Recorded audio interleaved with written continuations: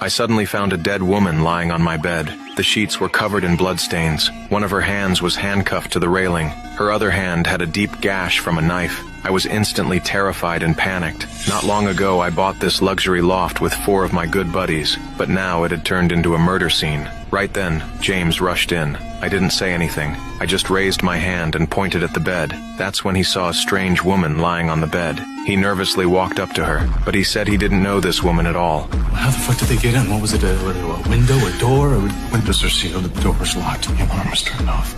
But that'd mean that someone got in with one of our keys.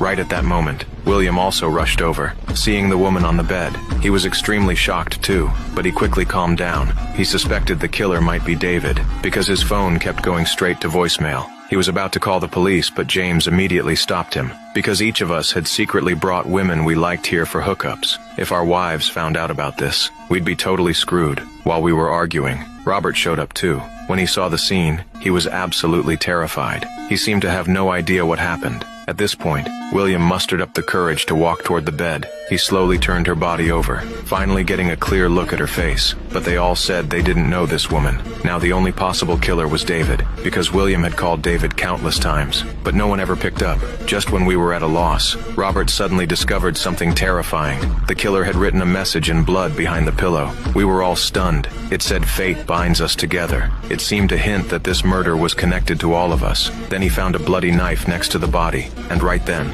David silently walked into the room. I immediately rushed over to him, but he seemed to have no idea what was going on. Did you have anything to do with this? What the fuck are you talking about? Just answer the fucking question. Did you do this? Of course not.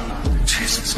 Were you here last night? Oh man, I wasn't here last night. I slept at my in-laws. You don't believe me? Call Vicky. What about this morning? Were you here this morning? I was at a project site, all right? With my father-in-law. Now everyone was saying they weren't the killer, but this place had been specially modified. Only the 5 of us could get in. James believed the killer had to be one of us, to prove our innocence. We all pulled out our keys, but William looked extremely panicked at this moment. Under James's questioning, he gave an explanation. Turns out he knew this woman. A few days ago, he brought this woman here for a date and fell in love with her. When they parted, he gave the woman his key, but when the woman left, she got into another man's car. Just as they were wondering if that man was the killer, I said something that shocked everyone. I need to say something.